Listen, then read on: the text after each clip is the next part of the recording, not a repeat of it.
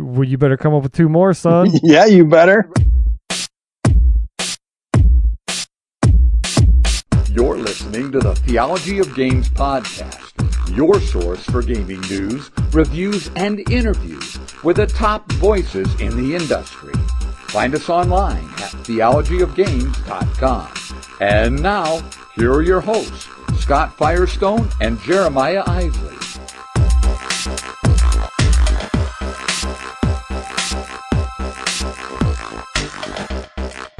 Ladies and gentlemen, welcome to another episode of the Theology of Games podcast. I am not a ring announcer. I am Jeremiah Isley. And I'm Scott Firestone. Hey, Scott. And with us is another... AJ. Another this one. Is AJ Skifstad. You're just going to talk right over me. I totally am. So, AJ, you're not even really kind of a special guest anymore. You just kind of hang out on this podcast nowadays. I like to talk to you guys. Well, we like talking to you. We're glad for that. I'm glad someone's enjoying it. So today's a special episode. We are doing our top 10 list from 2017. I know we're deep into January, but wasn't it like last year we did it in like late February, early March? That is absolutely true. So we are ahead of the curve. Totally. And we're getting better every day and every way. We're getting a little bit better. So I guess we should just jump right into this. Yeah, we each made our own top 10 list, and we're just going to go through and say our 10s and say our 9s and talk a little bit about them. And if you know anything about us, maybe you're going to gravitate to one of our lists a little more, or maybe we'll give you some ideas that you hadn't thought of yet for this year. But and we should mention that these are games that didn't necessarily come out in 2017, but that we played for the first time in 2017. Yes. We tried to keep them to ones that maybe 2016, but they didn't necessarily come out this year. So just keep that in mind. We played them this year. Guys, I played this great game last year. It's called Settlers of Catan. Oh, is that right? It's number 1. No, it would never be number 1 anyway. But it's a pile of number 2. We just lost all of our followers. Listen, I love that game. I'm the only one who I love that game. So anyway, without further ado, we don't really have anything news-wise to say or anything, right? We're just, hey, check us out. No, we're just going to give you the list, and then we'll come back next month with a new podcast with all the fun segments that you're used to. But we just want to give you our top 10 games of last year. I will mention we did drop. We started season 2 of our Take 2 reviews on YouTube. Yes. So if you're into the YouTubes, super quick hitting reviews that are about 2 minutes long. And the first review was Photosynthesis by Blue Orange Games. So if that is your thing, you want to see and hear, not just hear, then you can go do that as well. All right, that's all I've got. Let's get this thing started. Ladies and gentlemen, welcome to a night of celebration, fashion, glamour, drama, comedy, intrigue, and suspense. It's the 5th annual Top 10 Games of the Year Awards, brought to you by theologyofgames.com, featuring games from your favorite game publishers: Tasty Minstrel Games, Simon, Alderac Entertainment Group, Renegade, Catalyst Games Lab, and many, many more. Now, welcome your illustrious hosts for the evening, AJ Skifstad, Scott Firestone, and Jeremiah Isley, as they take you through the year that was 2017 in gaming.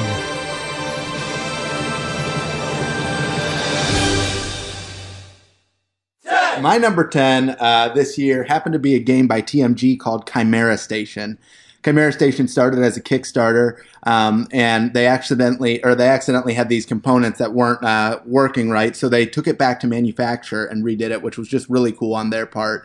I love when the production team does something like that, make sure that they get it right. Anyways, the game is a Euro where you've got these little aliens who are growing this space station, and as they grow the space station, they are also modulating as well, and you can add different attachments to each alien to make them more powerful on their turn. They can do more things, and it's just cool because these little aliens come apart and you can add pieces to them and make them into these like real tall towers of this beastly alien that can just like do awesome stuff in a Euro game. It's got a lot of ways to get points, but it was really fun. The board's modular. You're expanding the space station, and your aliens are evolving. Really like Chimera Station. I've heard good things about that. I've heard good things about it. I do have a copy sitting on my table. It showed up post 2017, but I haven't had a chance to play it. So, yeah, I'll take your word for it, but I will play it because I've heard good things about it as well. Scott? All right, my number 10 is Dragonfire by Catalyst Game Labs. What, did you make a noise, Jeremiah? No, I didn't say anything. So Dragonfire is a similar game to Shadowrun Crossfire, which is a cooperative kick you in the throat game where you're fighting bad guys and there are scenarios, and Dragonfire is slightly less difficult, but still incredibly difficult, and that is why some people, not naming any names, don't really like Dragonfire, but I have had a good time with it. Listen, Jeremiah and I played this. We just got our butts kicked twice in a row. We didn't even get through the basic entry level scenario. I thought the cards were beautiful. I thought the idea of the game was fantastic. I just didn't have patience to get through the intro. Yeah, what AJ said. It's a great game. Catalyst makes quality stuff. It's a beautifully executed production. The degree of difficulty and the barrier of entry just to get to play the game was too much for me, and ain't nobody got time for that. So I can't help it if you guys are crummy gamers. Oh, how many quests have you won? It rhymes with 0, but that's not the point. That's what I was going to ask. Did you ever go on and play anymore? But you haven't yet. But have you? We were going to, and then something you else. You wanted to win a game. Whatever. All right. So my number 10 is Spoils of War by Arcane Wonders. This is Liar's Dice with set collection, and that's about as accurate as you can get with it. There's a little bit of a bluffing, betting, wagering thing that happens with it, because once somebody challenges what somebody's declaring, everybody gets to kind of vote like who they think is going to win that challenge. Like if they think, oh, I think this guy's got it, I think the person who declared it is actually going to get this call right, or the challenger is going to get it right, then everybody kind of bets along with them, and then there's a whole set where you actually draft the cards and you try to collect these sets to score points. Super fun game. It adds something to Liar's Dice that is a game that you would never think needed something to be added, and it does it without being cumbersome or wrecking it. And I enjoy that there's no player elimination with this one as well. Everybody gets to play the whole game throughout the whole thing. So agreed. Yeah. I thought that just sounds like an insane idea. Why does Liar's Dice need anything? It's super fun. Yeah. It was so close to making my top 10 list. It's a great game.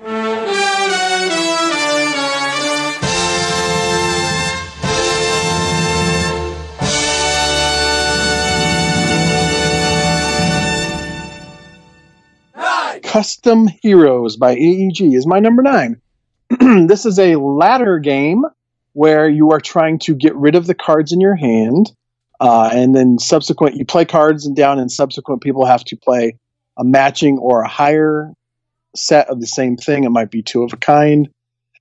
And but the gimmick here is that each of these cards is in a sleeve that you'll add other bits to. So you'll slide other cards into it to increase or decrease the value, to add special powers.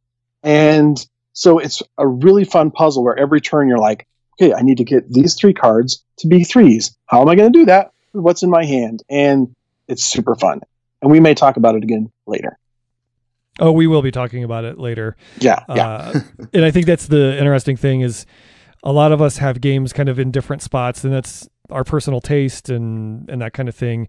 And for me, a lot of the separation between these games is like a razor thin margin, like between 8 and 3. It's like you could pick any of those games and I would say, oh, I love it. It's great. So, Right. yeah, we'll be talking about Custom Heroes very, very soon. And that's AEG's thing right now. They're doing a lot of those. What is it called? Card crafting. So there's some cool games coming out soon by them with some card crafting. So Edge of that's Darkness. cool. Yeah, Edge of Darkness. My number 9 is a game that I'm a little bit farther removed from now. I'd like to play it again, called Arena for the Gods by Yellow Games. Yeah. We tested this at Origins, correct? Yes. Yeah. Okay, and then you got a copy. Yep. It's basically, it reminds me a lot of King of Tokyo or King of New York, but it's a lot different. You're in this arena, and I believe once you're inside the arena, there's these hexagonal spaces, and you have your hero, and your hero has a couple cards in front of them that have some special abilities. But again, you're going to be rolling dice just like you do in King of Tokyo, and you get to keep the dice that you want to use, whether it heals you, whether it attacks another player, whether it activates one of your cards. And you get to use it, and then you can keep the dice you want to use and re-roll the dice that you don't want to use, and hopefully you can create the combination that's just going to kick your opponent's butt. It's a bloodbath. It's a lot of fun. It plays quick, and I think a lot of people can get around the table and just have a good time with this. Yeah, I agree. This one almost made my top 10 list again. I like to call it. It's kind of like a lightweight gladiator miniatures game. You know, the rules aren't heavy and cumbersome. There's not all these crazy. You don't have to have a measuring tape to play this game. No. But it's just a lot of fun. You're chucking dice and beating each other up, and it plays pretty quickly. But yeah, it's just a fun, casual beat 'em up game. So yeah, really, really solid choice. And I haven't gone yet, right? Correct. So my number 9 is not a lightweight fun game, but it does involve dice. It is Oracle of Delphi, which is published by Tasty Minstrel Games and designed by Stefan Feld. And Scott, you and I played this when you were in town. And I know it's out there. It's not Castles of Burgundy. It's not the greatest Stefan Feld game that was ever designed, but it's a solid game. I enjoy the sandbox. I call it like a sandbox race game because it's literally, there's a map and everybody has to complete tasks. Now there's some variation on that because of the color that you are, and sometimes you have to get the right color of a statue or a temple or an offering or whatever it might be. But it really is up to you to try to choose the most efficient way to complete all these tasks and then get back to, is it Odin or Zeus or one of the gods that's in the middle of the board? Because you're doing tasks for him and then you get back and then you win. All the while you're doing it by rolling dice, manipulating dice, and sort of managing all of the things that happen around you that you can't control. So I enjoyed it, and it snuck into my top 10 list, and there it is. It's Oracle of Delphi from Tasty Minstrel Games. That's my number 9. I liked the game. I played it again last week with 4 players this time, Oh, and okay. it was still enjoyable.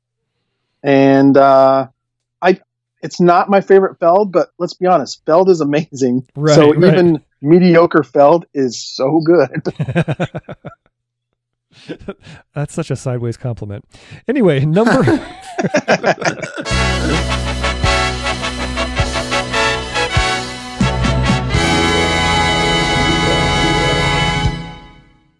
I'll go first for Go ahead. number 8. Yeah. So my number 8 is a little abstract game called Element from Rather Dashing Games.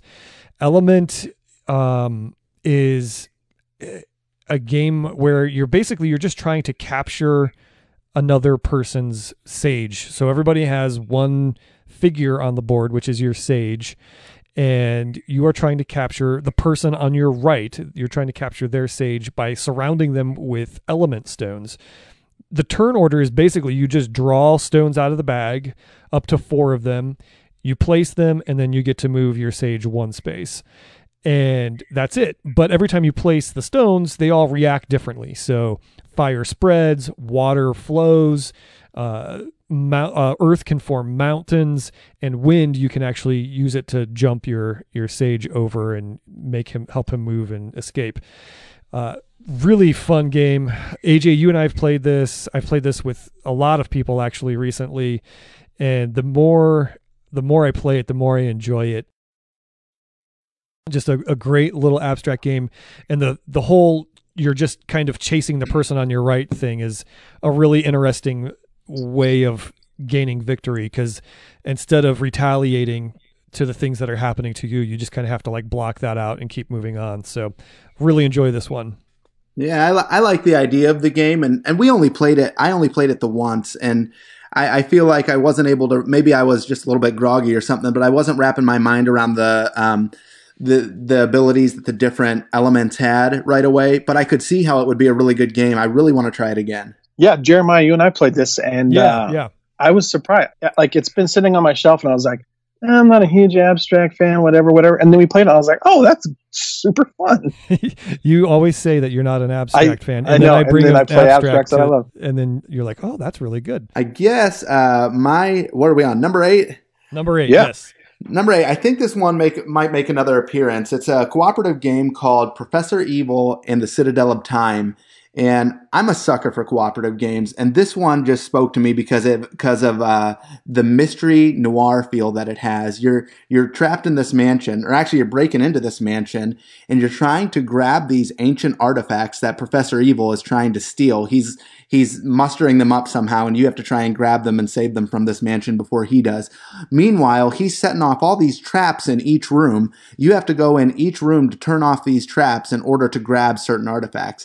Maybe to grab the Dead Sea Scrolls, you need to turn off all the buzzsaws. Well, there's a buzzsaw in the library, a buzzsaw upstairs, and the buzzsaw in the basement. So you got to go to all those rooms, turn off the buzzsaws, and then go ahead and grab the Dead Sea Scrolls before he starts turning some of these traps back on. Really, really fun game. It's entry-level cooperative game that just is, it's got a little more depth to it than something like a... Forgotten Desert? Forbidden Island and Forbidden Desert. Forbidden Island and Forbidden Desert. Yeah. So I love it. It's a great game, and it's definitely a number 8 for me. Yeah. You actually have my copy of this game. I think I'll hold on to that. Yeah. I think the thing I like about this one the most is the clock mechanism as the game. So there's a big clock in the middle of the board, and on the professor's phase of every turn, you roll dice, and it dictates how much time passes and where the professor goes and what he does. It's just a really unique way of handling all of that, and I really enjoyed it. I've not played it, but here's my number 8. Chameleon. This was a shocker to me. It was on sale at Target before Christmas, and so I told my wife about it because I'd heard good things, and she picked it up for me, and we played it, and I was like, oh, this game's super fun. So it is like Spyfall without the questions, which are the most problematic, but also the most part of Spyfall. So Spyfall and Chameleon is a place where everyone knows some kind of secret information. In Spyfall, you know location. In Chameleon, you know a secret word. And one person doesn't know that word, but they're trying to blend in and act as though they do know the word. So in Chameleon, it might be a card full of presidents' names. And everyone knows which president is the secret one, but the Chameleon doesn't.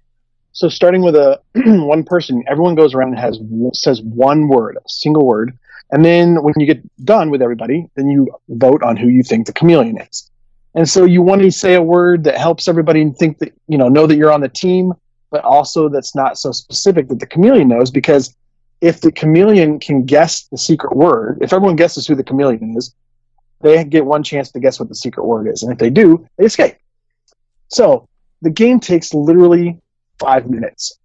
And so it's one of those things where you can just play over and over and over again while you're waiting for things. And every game is going to be different, because even with the same card of presidents, you roll these dice and it kind of forms a grid. And so you won't know which president it is. So every game is going to be different.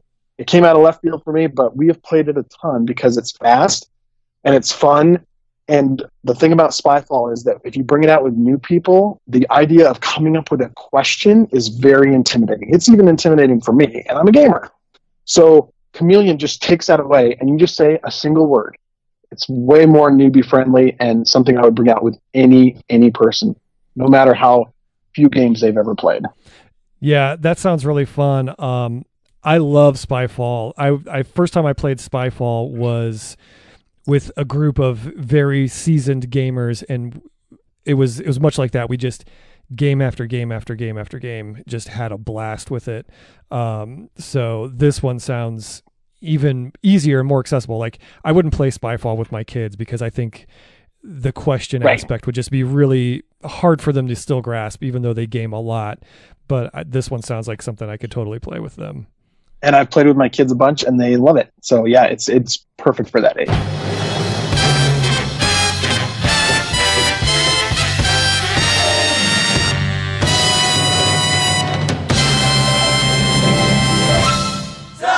This is a game that somebody just recommended to me, somebody that we're talking with today, and it is called The Quest for El Dorado. Thank you very much, Scott. I appreciate that. Yeah. It's a really cool game. It's a game by Ravensburger Games, and it was up for the 2017 Spiel des Jahres. I'm not sure why it didn't win, actually. I mean, I love King Domino, and you've heard me talk a ton about that. But after playing this one, I don't know. This one was really good. So it's a Reiner Knizia game. It's a race, and it's a ton of fun. You're exploring and trying to quest for El Dorado. But that's all I'm going to say about it, because does this make a list later, Scott, or not? No? Actually, no, because I didn't play it until 2018 because I got it for Christmas. Oh, well, then this shouldn't even be on my list, but we're putting it in anyways. Because I literally got it like 2 days ago, and I'm having a blast playing it. It's great with 2 players, but I think it really is going to shine with 3 and 4 players. And it's a deck building game, and you're moving along different terrain types, gaining cards, and it's just really smooth. It's really fun. I don't feel like I did it justice because of that little pause that we had just a second ago, but check it out. Quest for El Dorado is awesome. It's a great game, and one of the things that I love is that Reiner Knizia makes these games where the mechanisms themselves are very simple. Here's what you do. You play a card and you move a piece. You play a card and you move a piece. But there are so many layers and depths in it. And this one, it's a deck builder where your deck doesn't get stronger. It just morphs over time, because you're moving over different terrain, and where you can't just build a stronger deck, because later on you might need some other kind of material to go over. And so your deck has to change and morph over time. And that's what I really love about it. Yeah, definitely in agreement. It's very simple, but there's a lot of strategy to it, because yeah, you're going to be using every card over and over again. You don't need to call cards necessarily. There is a way to call weak cards, but you need them all. Okay, I'll go next with number 7, but I'm not going to say much about it because I know it will come later. My number 7 is Sagrada. So when it comes up later, we'll talk about it some more. Oh, so I guess then I'm up. Yeah. It will come up later. So my number 7 is... This one was kind of a sleeper for me, and I the more I play it, the more I love it, and it's Campy Creatures. So Campy Creatures is from Keymaster Games, and it plays, I think it's up to 5 players. Am I right there, guys? Maybe 5 I think or that's 6. right, yeah. It's a little set collection, simultaneous action selection game, and basically you're sending out these creatures, and you're trying to capture mortals that come out of a deck on every round. And by doing that, you send out a creature, and they have a power ranking, I think it's like 0 through 8. I think 8's the highest, right? The kaiju is the 8. That sounds right. But they also have special powers. So some of them can, some of them you can capture 2 cards if you're able to capture 2 cards on your turn. Some of them turn off the power of a player to your right or your left and things like that. So, but it's just this fun little game. It's definitely a filler type game. And by the way, it's probably the best artwork of any game of last year. It's great. It's so cool. Very done in that very, 40s, 50s monster movie style. Like all the cards look like movie posters. It's just so fantastic. Really well done. The Clash-O-meter as a tiebreaker. It's this thing on the board that's also the score tracker, but anytime there's a tie, like somebody ties for the power or whatever, their tile gets moved to the bottom of the deck or the pile. If they're the first ones on the top, they win, but then they get moved to the bottom. So it really cleans up tie breaking in a game like this. And it really, like I said, it came out of nowhere. I think it was a little Kickstarter, and they had a booth at Gen Con, and I talked to them. I was like, this is really cool. And they were kind enough to send a copy home with me. So solid little game, and it made my top 10. And they have been teasing their new Kickstarter game. I cannot remember the name of it. I don't but either. The artwork on that is amazing. Yes. I'm trying to remember the name of it, but I remember they keep showing artwork on like Instagram, and it's like, I just want to back it because of the artwork. So I know, it's beautiful. So keep an eye on Keymaster Games. They've got some cool stuff happening there.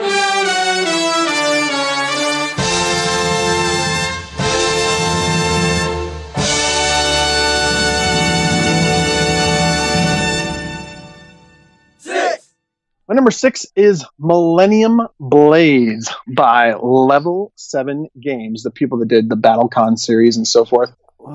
Millennium Blades is a game about being a CCG player.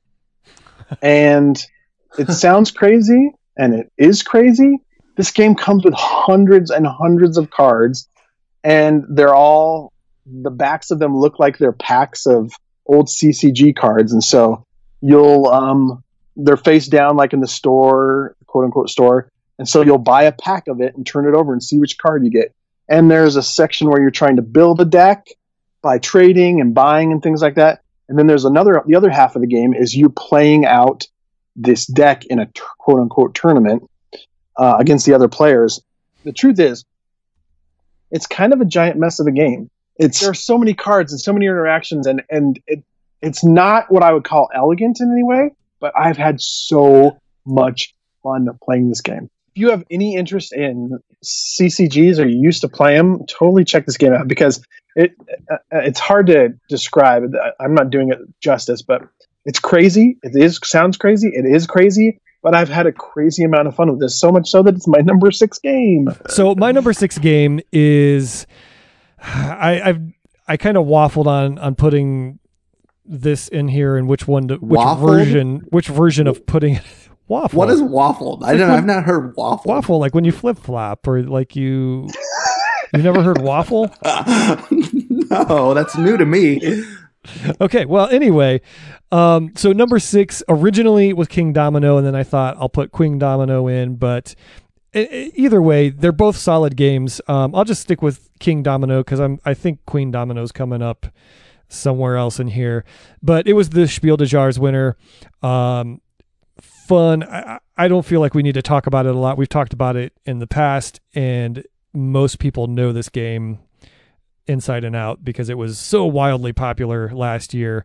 But it's great. I play it with my kids. I play it with gamers. Everybody enjoys this game. It's a lot of fun. Very easy to get into, but hard to actually master and really be, adept at it. Like there's levels to it again. So King Domino, lots of fun, but Queen Domino actually I think is better, but we'll talk about that later. Yeah. I got to say thank you, Jeremiah. I just found your last peppermint Hershey Kiss that you left at my house from last game night. This is fantastic. It's like gold right now while we're doing this podcast. I'm surprised that any of those survived because we chewed through those things so fast. So my number 6 is a game called Ethnos by Simon. And Ethnos was a really cool game that has a very simple board with it's like its own created world with different territories on it, maybe like 5 or 6 different territories. And you play through 3 rounds of the game where you're doing some set collection of different races and species in your hand. As you collect these species, you can lay them down to lay claim to a certain territory. Every time you want to lay claim to that territory again, you have to use more cards than you used the last time to lay claim to that territory. Card sets that you lay in front of you, they become worth a certain amount of points based upon how many there are. And each card has a different effect too. So when you lay these sets down and play them, you're going to get some kind of effect or bonus. So there's a lot of stuff happening with these cards, a lot of stuff happening on the board. And at the end of each round, players who control a territory are also going to score a certain amount of points, and the points become greater throughout each round. So you want to have most of your tokens in each territory. It's a cool game. I don't know if I said it already, but it's got this really cool rummy feel to it, and the cards look great. You got all these different fantasy type of factions, wizards and dwarfs and elves and all that fun stuff, giants. It's really cool. So if you haven't heard of Ethnos yet, check it out by Cool Mini or Not. That's my number 6. I have not played it yet. I have it, but it just hasn't made its way to his table. But I know it's going to be those games that I'm like, oh, what was I waiting for? Like, super awesome. So, yeah, it's a good game. Yeah, looking forward to it. All right, that does it for number 6. We've all gone, correct? We have, yeah.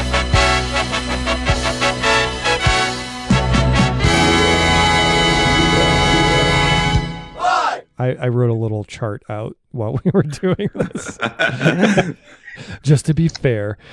Keep us on the track here. All right, so my number 5 is Sagrada, which Scott just mentioned a little bit ago. Sagrada, is this coming again, or should we go into this? No, I'm not doing it. Okay. I like the game a lot, but it's not on my list. All right, cool. So Sagrada is... it's a cross between dice drafting and Sudoku, I guess, almost. Yeah. Where you are creating stained glass windows for a cathedral, and the dice are all in these 6 different colors. They're the transparent dice, and you take out a number of dice out of the bag that is equal to twice the number of players plus 1. So if there's 4 players, you draw 9, roll them, and then everybody takes turns drafting in them. And it's like a snake draft where the first player drafts a dice, and then it goes around the table, and then the last player takes 2, and then it comes back around, and the first player gets the last pick of the 2 that are left. The cool thing about this is so that extra dice becomes your round counter. You put that up on a little track that counts your rounds, and you have these windows that are, you can choose which insert you want to put into your window to try to finish. So the difficulty level that you do, it can change. You can it's always different. And then the scoring mechanisms are always different. I always explain the scoring mechanisms as like Kingdom Builder, where you deal out 3 cards, right? You deal out 3 cards, and then that's how you score for that game. And then you just have to follow the rules of placing the dice in your window. You can't have dice that match the number or the color placed next to each other orthogonally. So that seems really easy, but as you get into the game and you're trying to plan ahead and you're trying to make sure that you're scoring in these certain ways by having certain colors and certain rows or diagonally or whatever, it becomes super puzzly, and it's a fun game. It's really for this kind of game, it's very casual. I taught it to my wife and a couple of friends, and they picked up on it right away and they really enjoyed it. But gamers alike are like, this is a great solid game. I can ratchet up the difficulty. It's one of the best casual games that came out last year, and it's one of the component wise, it's one of the most gorgeous games that came out last year as well. Really appreciate this game. Really enjoyed it. Scott, I know you probably have something profound to say about this game, so I'm going to slip this in here real quick. I think that one of my favorite mechanisms in games in general is just the way that you can have that different scoring system come in, where you draw different cards to tell you how you're going to score the game. We see it in like Jeremiah said, Kingdom Builder. I have a game called Isle of Skye that does the same thing. I love when the scoring mechanism changes and you have to change your game based upon what that is. And this is another one that just, I mean, it's a keeper. It's a great game. Yeah. So, and the replayability gets ratcheted way up because of that, because it's never the same game twice. Definitely. And when it first came out, there would be pictures on Instagram and you go, man, that's a beautiful game. Yeah. I wonder if the gameplay is as interesting as the look is. And the truth is that it absolutely is. This is not a gamer's game by any means, but our game group has played this a ton and we love it. Yep. And I've played it with non-gamers and I've played it with family, and every person I've played it with has enjoyed it. It is an evergreen kind of game that you can bring out with anyone, anytime, and it is a good time. Sagrada is a terrific game. And I heard, I think they're hitting Kickstarter soon with a 5 and 6 player expansion, so you can add more players. So that'll be interesting to see if they put wrinkles into it, or if it's literally just more dice and 2 more windows and that kind of thing. But still, 4 players. It's not a game that I was like, oh, I wish this was expanded, because right. You just take that box off the shelf and you're going to have a good time. Although I will say that even with the full complement of 4 players, the game does not take that long at all. No, not at all. Yeah. So even if you added 6, it might add 10 minutes to the gameplay. Yep. Totally agree. Who's up? AJ. All right. So my number, what are we on? Number 5? Number 5. Number 5 is going to be Queen Domino, and your number 6 was King Domino, correct? Correct. Yeah, this game is great. Again, King Domino was Spiel des Jahres. It's a game by Bruno Cathalia, and Blue Orange Games released it or produced it. And so basically what you're doing in this game is drafting tiles with different terrain types, and different terrain types will have crowns on them. Crowns equal points. So if you can get 2 crowns in an area with 3 forests, you're going to score your 3 forests times your 2 crowns. And so you're going to get your 6 points for that. The more crowns you can add to that forest territory, the more points you're going to get. That's King Domino in a nutshell. Queen Domino adds these new red building areas where you can gain some money by placing knights out through the game, and on your turn you can also buy these building tiles, which will give you bonuses for different kinds of areas that you create with your terrain types. And it just adds an element to the game that makes it so much more fun. King Domino is so entry level, and that's okay. That makes a game for me. I love a game that I can sit down with like my nieces and nephews and play. But Queen Domino just gives you a little bit more of that gamer experience, a little bit more of that depth. So you don't need King Domino to play Queen Domino. Queen Domino is a standalone, but you can play 6-player King Domino if you have Queen Domino. You don't need them both, though. I would just say buy Queen Domino. Yeah, just go with Queen Domino. It's so solid. It's so good. Really, really enjoyed it. Oh, I guess that's me. It is Number you. 5. For me, it is Codenames Duet. Now, the first time I played Codenames, I realized, oh, this is an instant classic, and this guy's going to make a butt ton of money because he can sell licenses to everybody in creation, which he's done. And the pictures one works and all these things. And then I heard that they were doing a 2-player cooperative version. And I thought, oh, well, they've overreached now because there's no way that's going to work. And the truth is that it completely does work. It shouldn't, and I don't know how he came up with this, but 2-player cooperative Codenames Duet works perfectly. And it's super fun. And in fact, you don't even need to just play with 2 players. In fact, most of the time I've played it has been with still a group of people where there might be 2 or 3 on one side and 2 or 3 on the other, and you're all working together to try and complete the board. And it works utterly. It's so good. And maybe the best part is, even if you choose not to play it cooperatively like that, it comes with an entire stack of brand new cards. So if nothing else, it's an expansion for regular code names. So Codenames Duet shouldn't work, totally works.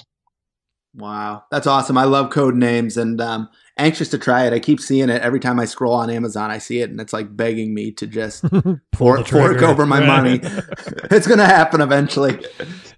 Yeah, my kids are excited to get the Disney and the Marvel and all that stuff. So that's such a great concept. I actually, a week or so ago, did an afternoon of board gaming with a bunch of kids at my boys' school, and they gave me way too many kids. I had 17 kids.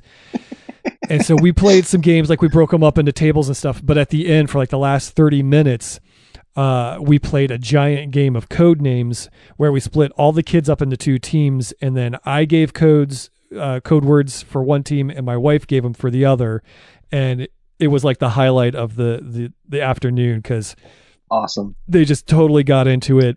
We had, you had adults that could give good code words and everything, and that was a fun experience. So yeah, code names.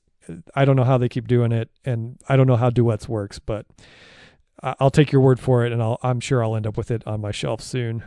You should. It's so good. All right, cool. Is that it for number 5? We're on to number 4. So I'm up for number 4 here, and my number 4 is Professor Evil in the Citadel of Time. So we talked about this a little bit earlier.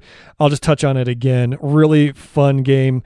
I am also a sucker for cooperative games.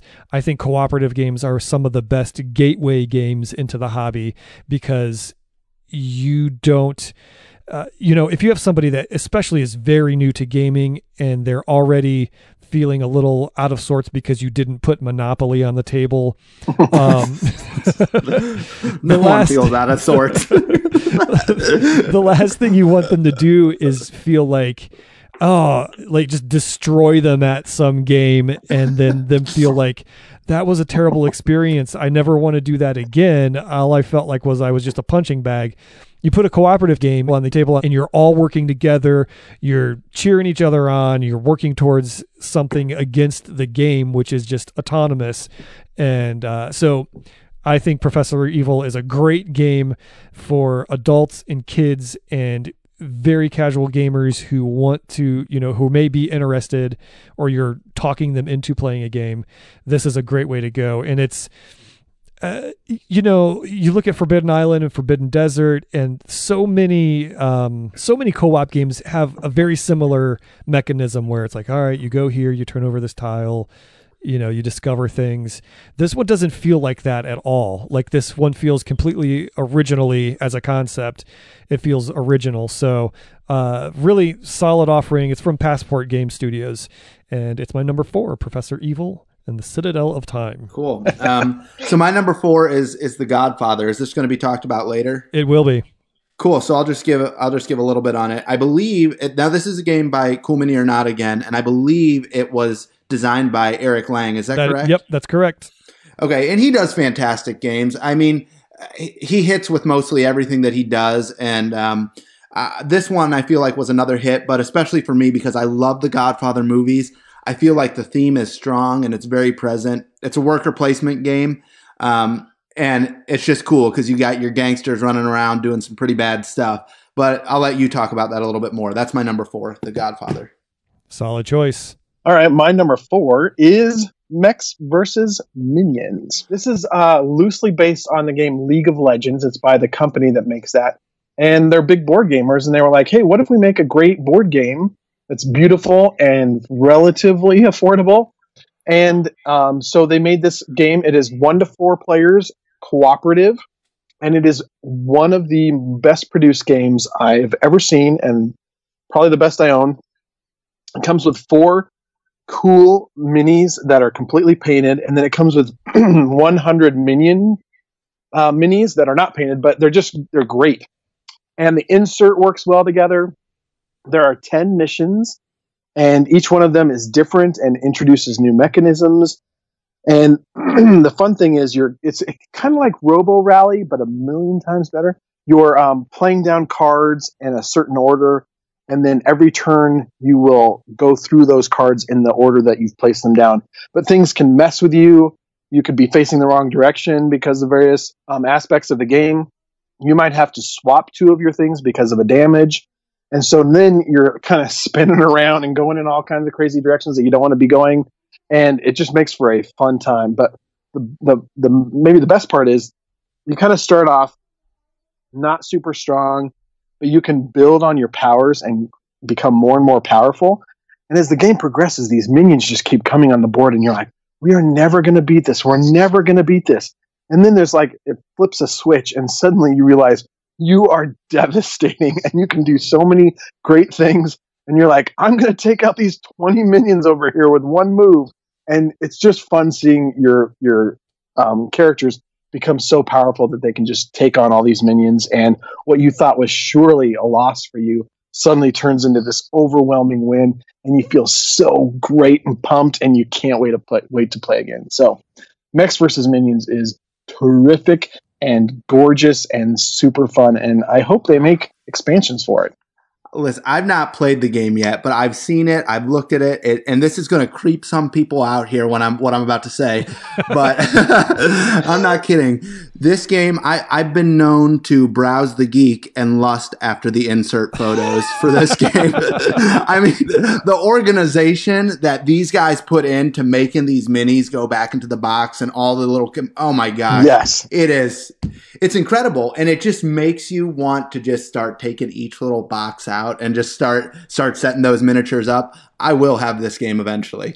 Yeah, Scott, you've talked about this a lot, and it's one of those games that I'm like, yeah, that's probably going to have to end up on my shelf too. So yeah, I won't say that I've gone so far as AJ in my admiration of it, but he said lust. I can't believe he said lust. Oh my gosh, this is a family show. But the truth is that, yeah, they have all these stacked layers of inserts, and everything goes back in the box perfectly. And you go, I don't know how they fit it. I mean, granted, the box is enormous, but it just, every single aspect of it was super well thought through.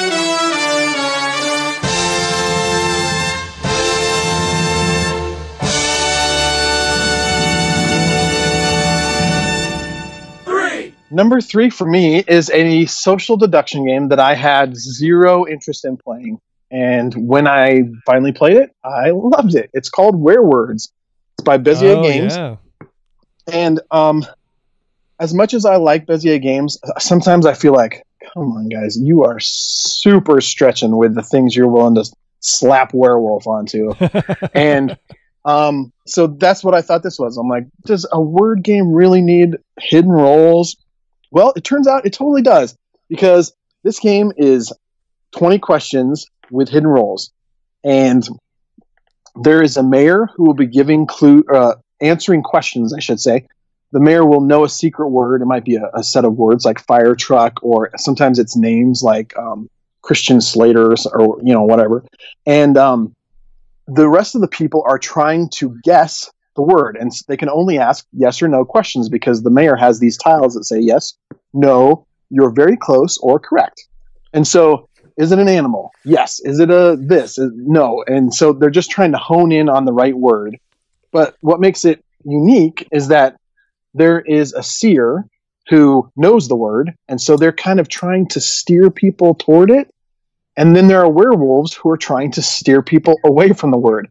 But you can't be too obvious in either one of those roles, because at the end of the game, if you don't guess the word, then everyone gets to vote on who they think the werewolf is. If you do guess the word, then the werewolf gets to kill the seer, and if they kill the seer, they get away.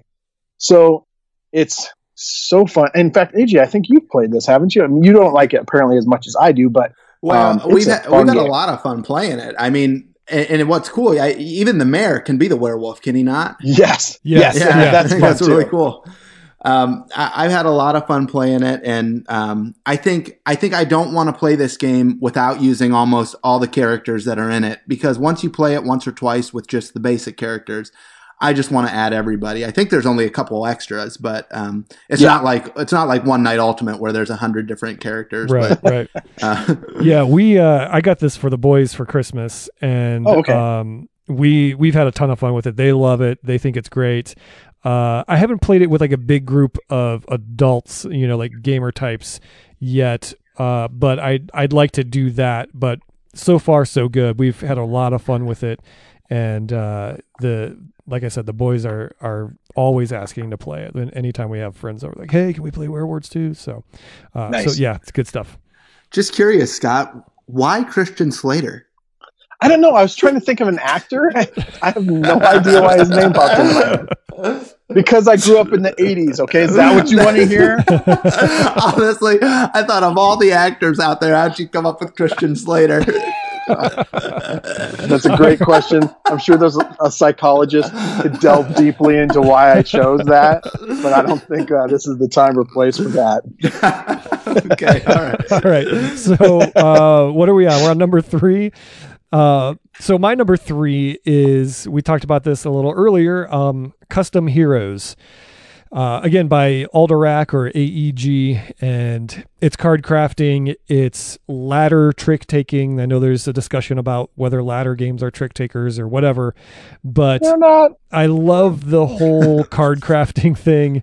I love the fact that you craft these cards and you make them work for your hand, and then after that hand is done, they just get shuffled up and you don't know what's going on. And so the whole, see, with me, with ladder games and trick taking games, my problem is that there's so much perfect information that it becomes very programmed. Like, I can get a hand in euchre and see what comes up as trump and go, oh, I'm not winning a point for this hand. Like, I know it's impossible for me to do that. With this game, it's not like that. Every time the hand is dealt, you don't know who's got what. The cards are changing constantly, and it makes it a lot of fun. And the replay value is just way high because of that. And the expandability is high on this one too. I think they're going to expand this one quite a bit. So yeah, Custom Heroes, good game. And I like to preface this one. Just a reminder, these are games that we played, and these are our opinions on games that we enjoy. You might be wondering, why haven't you heard Clans of Caledonia or Charterstone or even Gloomhaven? And you might hear Gloomhaven, I don't know. But these are games that we have played and enjoyed. I've not played all those other games yet. And this, my number 3, is one that I played a ton and have really enjoyed for some different reasons, and it's Dice Forge. Dice Forge, do you know where this was released, Jeremiah? I think it was Gen Con. Was it Gen Con? That sounds right. Yeah, it was at I played it at Gen Con, so it was at least then or before, but I think it was at Gen Con. So the reason I did that little preface was because this game gets a lot of flack, and I'm starting to walk around, and I moved away from my microphone, so this game gets a lot of flack because it's a dice roller and it's based on a lot of luck. But basically, what you're doing, if you've ever played the old Rattlebones game, you're going to be chucking 2 dice every round, and as you chuck these dice, you're going to be gaining resources, either moon crystals, sun crystals, or victory points, or gold. The gold is going to help you buy new faces for your dice, and you're going to be able to upgrade the moon crystals or sun crystals that you can roll, or upgrade the gold that you're going to roll, or the victory points, or even some dice faces that give you a special ability, like steal somebody else's dice. Something like that. And then there's cards that you're going to be purchasing with your sun crystals and your moon crystals. And these cards have victory points on them, and they give you powers that will allow you to alter your dice throughout the game. And it's just a lot of fun. You're basically these heroes that are trying to vie for a position of demigodhood, and these gods have given you these 2 dice to work with, and whoever conquers the most cards is going to be the winner. And not the most monsters, but the most victory points. And it's just a lot of fun because you get to chuck your dice on everybody's turn. You don't have to feel bad that you didn't roll that new piece that you just bought, right away, because you are going to roll it eventually, because no matter what, you're going to keep rolling those dice on everyone's turn. If it was just roll on your turn, the game might fall a little flat, and then it's just all luck. But since you're getting to roll on everybody's turn, you're going to see the dice purchases that you make. And so I've had a lot of fun with this. Spent way too much time talking about it. Very sorry, but it's my number 3. Played it a lot. Yeah, like I said, I played it at Gen Con, and I enjoyed it. It's definitely a little lighter weight than I expected, I guess.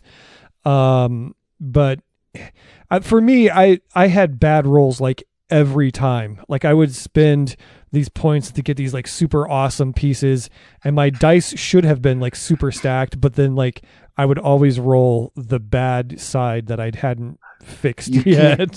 You can't just spend your money to buy the super awesome pieces. You got to slowly upgrade so that you can roll all the good. Yeah, but it was just one of those things. Like, my dice should have been stacked. Like, I had like 4 of the 6 sides really, really good, and it didn't work out. But I see why people enjoy it, and yeah, it's a solid game.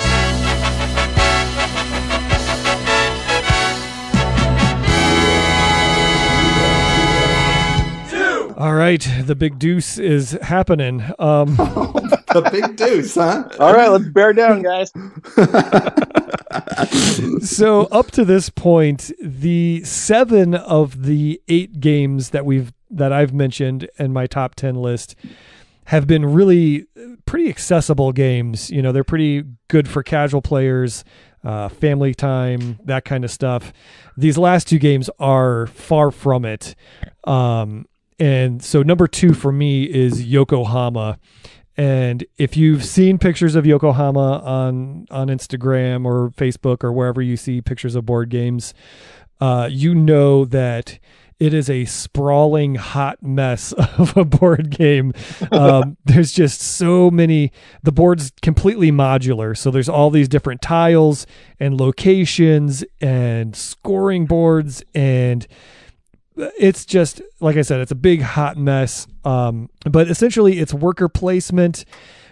And the thing that's interesting about that is that because of the pieces being modular, there's actually something important about where they are in relation to each other, because to activate them, you have to move your CEO guy, your boss, across the board to get to the different places where you have workers in order to activate those tiles.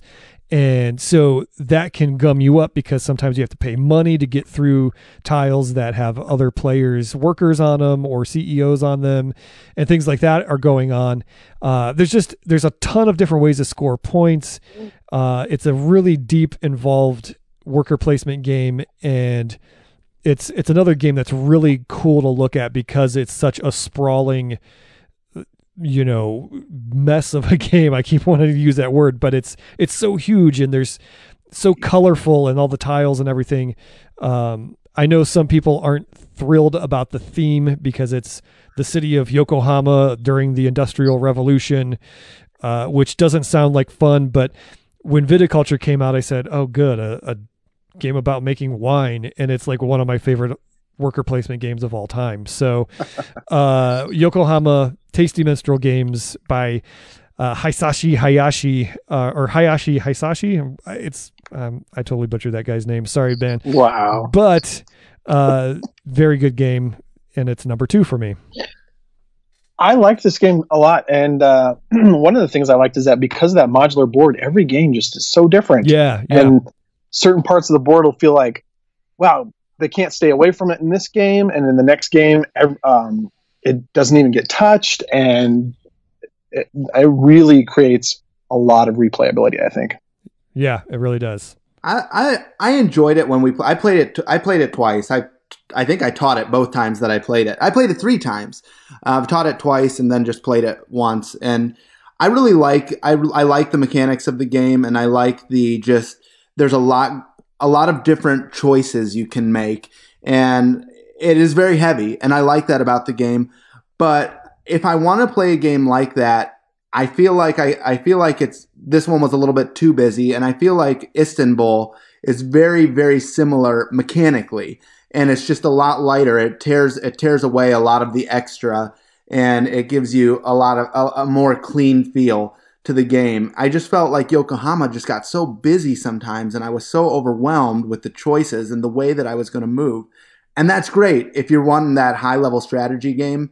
And so this is the one, if that's the case. But for me, I just want it to be a little bit more stripped down. It was too busy, too many choices for me to make. And that's just me personally, but it was a good game overall. So I see why it's number 2, and I see why so many people like it. All right, Smarty Pants, what's your number 2? Am I up next? Yeah, you're up next. My number 2 is Exit the Game by Cosmos Games. These were released in 2017. Yeah, they moved up on my list. And you know why? I played 5 of them now, and every time I have more fun playing the next one. And it's become what's it? Oh gosh. It's taken all my money because I just keep buying the next one and the next one and the next one. I couldn't think of the word, but I just keep buying them, and I love them because you can sit around with almost anybody and try and figure out these puzzles to try and exit the room or exit wherever you're at. But the reason these ones are so cool is because of the themes that they have. They're just awesome themes. You've got things like the Forbidden Castle, the Forgotten Island, the Abandoned Cabin, all these things that people don't remember anymore. But they're just really cool, the puzzles that they create in these games. And every game, I think, how can this be different than the next? They give you a booklet and some cards. They create new puzzles in every game, and I'm surprised with every one of them. So I have yet to be disappointed in one of them. And the other thing that's really cool about them is there's different levels of expertise needed to play them, or difficulty, I guess would be the word.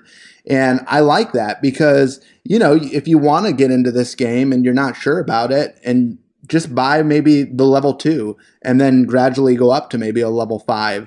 And I think the highest I played is level 4. I don't even know if there is a level 5, but I've had a blast every time. And for $12 to $15, they're great. If you're going to pay $12 to $15 for two hours of a movie, why not pay $12 to $15 for 2 hours of a good game? So, exit the game. Wow. Have you played any of the Unlock games, AJ? No. Did you just get one of those? Did I hear? Yeah, we bought one for my son's birthday, and so when this coming weekend, we'll play it. I've not yet played it, but we're going to give it a shot and see how it goes. So I think he'll really like it. I can't wait to hear. Is that Asmodee Games? Or no, that's Space Cowboys, I think. And this is one where you don't actually ruin the components, like the exit games. Like, so you play through this one, and then you just put the cards back in the order, and then you can pass it on to somebody else, and they can play the game without anything being spoiled. No, that's pretty cool. I do like that. So I'm curious to hear. You'll have to let me know. Yep.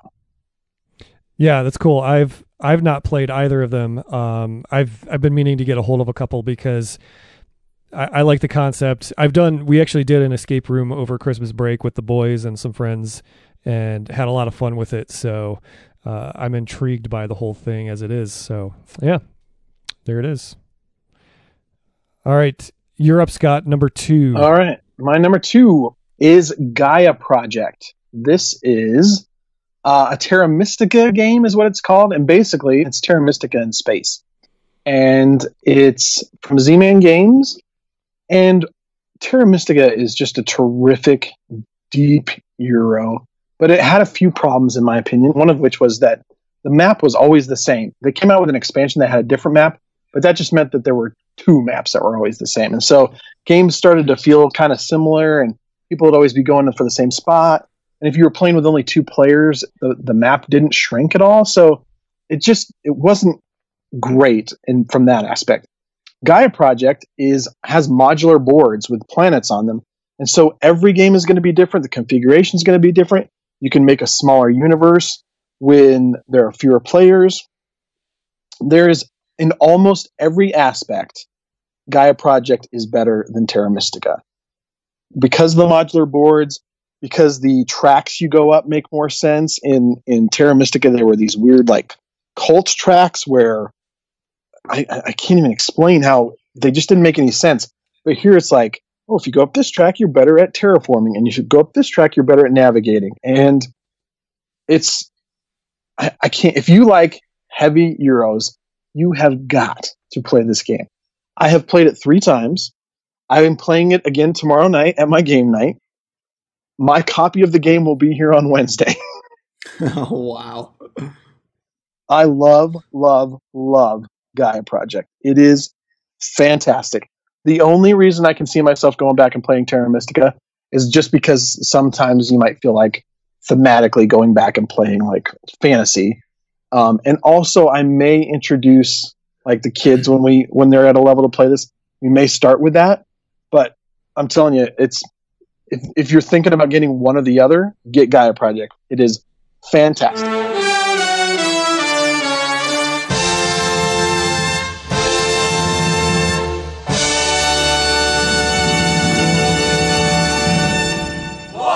Excellent. So this game is a game by Renegade Games that came out in 2017, and it seemed like it was a re-theme at first, or maybe a reskin, and it wasn't, and that's what I loved about it. This is called Clank in Space. And Yeah, Clank the original game was a deck building game where you were crawling down through the depths of a castle. You had to get into the dungeon and grab an artifact and get out of the castle in time to, make sure that you didn't get killed by this dragon who was going to come after you every time that you dropped Clank in the caverns, which is the same as making noise. So it was a really cool game. Fantasy theme is all about where I'm at, and I would pick fantasy over space almost any day, with the exception of this. This game was it was fantastic. It added a modular board to the game. It added harder ways to get down to the depths of the spaceship. By the way, you're on a spaceship in this one, and you had to do different things to get down into the depths. You just couldn't run in and grab an artifact and get out. It had these teleporters where you could jump from space to space and go a lot farther. Cards could play off one another just like they would in like Ascension, later versions of Ascension, or Star Realms. You have faction cards that you play a red card and then you play another red card and you get a super bonus. This one kicks the original Clank's butt, and it's another one of those Gaia projects versus Terra Mystica, or we had another one earlier, King Domino versus Queen Domino. Unless you're sold on the fantasy theme, which I typically am, you got to get Clank in Space instead, because this one is just way better. So Clank in Space, number one. It's a great deck builder if you like deck builders, and you're adventuring along a spaceship. So that's pretty cool too. Oh, and don't forget the best part.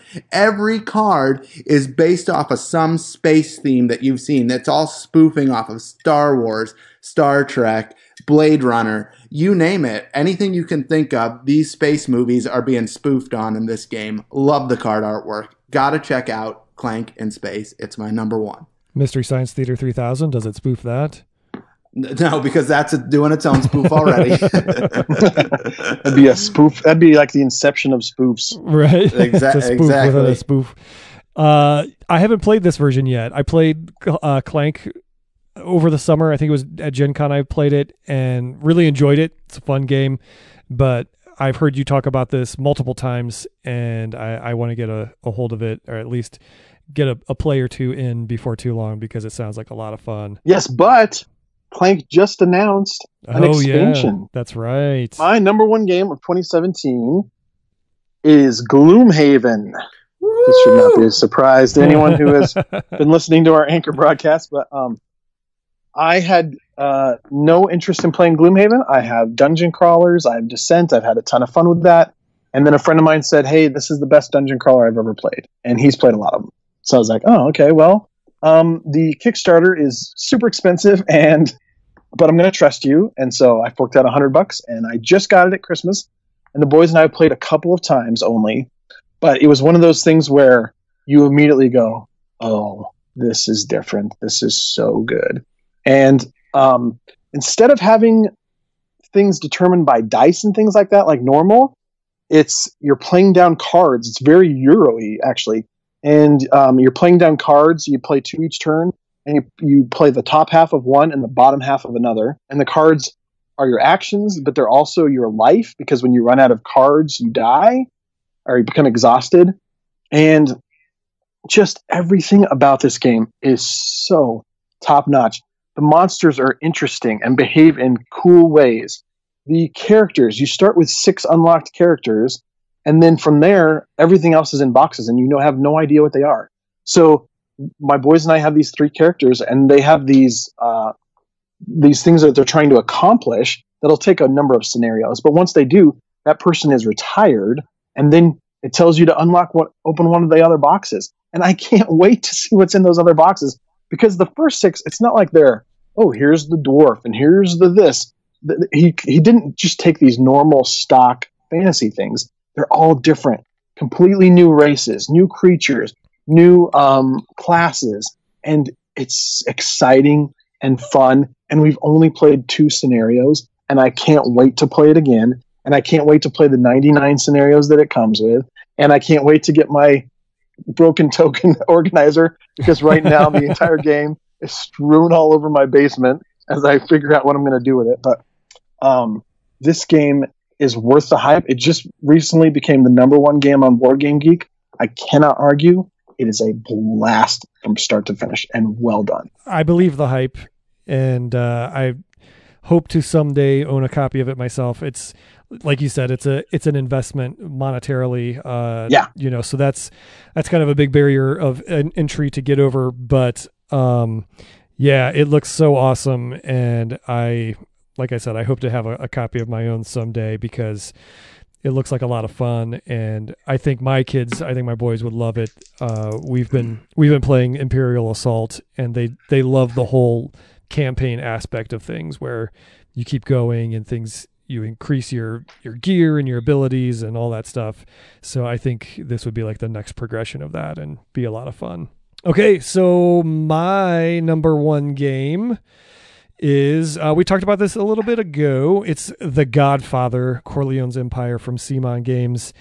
It is, like AJ said, it's worker placement.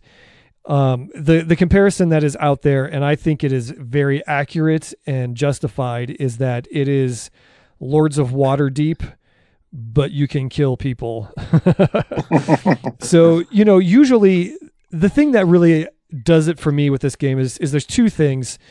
One is the components are really cool, and everybody has this little metal suitcase, this briefcase that they get, and the way you win the game is by having the most money inside of that.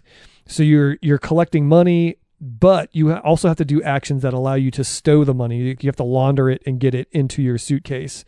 You also do jobs which have like a certain color, and matching sets of those give you points. But the main way to score points is to get money into that suitcase, which I just thought was a really cool, very thematic way of getting victory points. And then the other thing is that most worker placement games, it's like a timed race of, I really want that, and I think if I go there now, I'll be okay, and nobody else is going to be able to get that space and get that resource or whatever.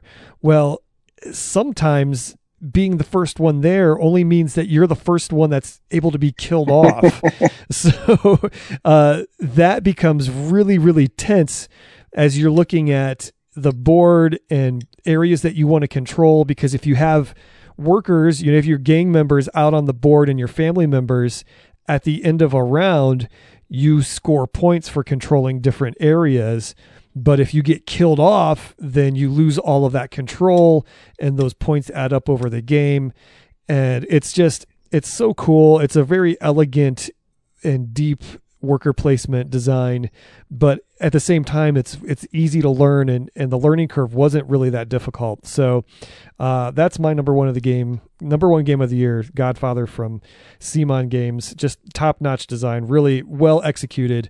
And again, the minis, like you were talking about Mechs versus Minion, like the inserts, very cool, really well done minis. They're all unpainted, unfortunately, but it's CMON. They produce great minis and a really good component wise game.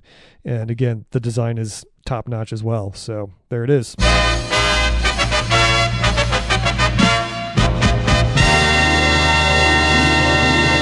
Well, that's it. Ta-da! Everybody can go home now. We've unveiled our top 10 games. It's interesting. There were quite a few games that were on multiple lists, but in different positions. And it just goes to show, I think last year was a great year for gaming. There were a lot of really solid titles. And like AJ mentioned, there are so many games that we just didn't get to play, whether we didn't get copies of them or we just didn't put them on the table. There were still a lot of really good games that came out that could have very well been on this list. And it's where the hobby is right now. It's a good place. I think it's a good sign that while there are similarities, there's still a lot of games that we could all say, hey, this is top 10, this is top notch from last year. Yeah, I'm excited to see what's coming up because the number of great games last year was so high. Yeah. I'm hopeful for another great year next year or this year. Yeah, this year. This year. Yeah, we're in it. There's already a lot of good stuff. There's already a lot of good stuff coming out. So and con season's coming up, so keep your eyes peeled, and there's going to be some good stuff coming our way. Yeah. So if you like this podcast and you want more of the same, you can always go to theologyofgames.com, and there we post written content, reviews and interviews and all that kind of stuff. Also, like we mentioned at the beginning of the episode, we have relaunched our YouTube channel and we're doing our Take Two reviews there as well. Also, if you want more podcast fun, you can go to Anchor or iTunes or Google Play, and you can listen to Boardgames FM. It's the three of us. We post new segments daily, so you will always have something fresh to hear. We talk a lot about what's going on in the gaming world, as well as we throw random topics out there to talk about. The cool thing with that is if you do download the Anchor app onto your phone, whether it's iOS or Android, you can use the call-in feature and be a part of the show. You can contribute to the conversation in a real way. It's really, really cool. So check that out for daily podcast content from the three of us. Yeah, that just allows us to be super nimble. And as soon as we hear a news piece, we can hop on Anchor and tell you guys about it. Or if we had a game night last night, that we can talk about a game we played. We don't have to have a write-up about it. We can just go, hey, I played this game last night and it was super fun, or it was super lame, or whatever. And it just allows us to get things to you even faster. Yeah, I think I like that aspect about it a lot. Like, we can do a first impression broadcast, segment, and hey, I just played this game like minutes ago. Here's what I thought. And it's really fresh, it's really new, and it really gives us, like you said, we're nimble with it. We can get content out super fast and keep it going. So it's been a good time, and it's there's more to come there. So jump on the Anchor bandwagon while you can, folks, because it's a pretty cool thing. All right, well, thanks for joining us, AJ. We loved having you. It was awesome being here. Thanks, guys. Yeah, super fun time. Thanks, everybody, for listening and tuning in. Really appreciate all the listeners who subscribe, rate, and review the show on iTunes and Google Play and all that fun stuff.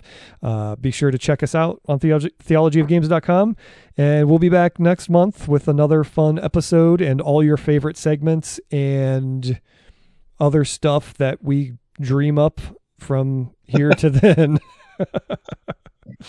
So that's it. We'll see you guys next time. All right, bye. You've been listening to the Theology of Games podcast with Jeremiah Isley and Scott Firestone. If you enjoyed this episode, we'd appreciate your subscription to the podcast and your review on iTunes. Thanks for listening. Have a blessed day, and until next time, get a game on the table.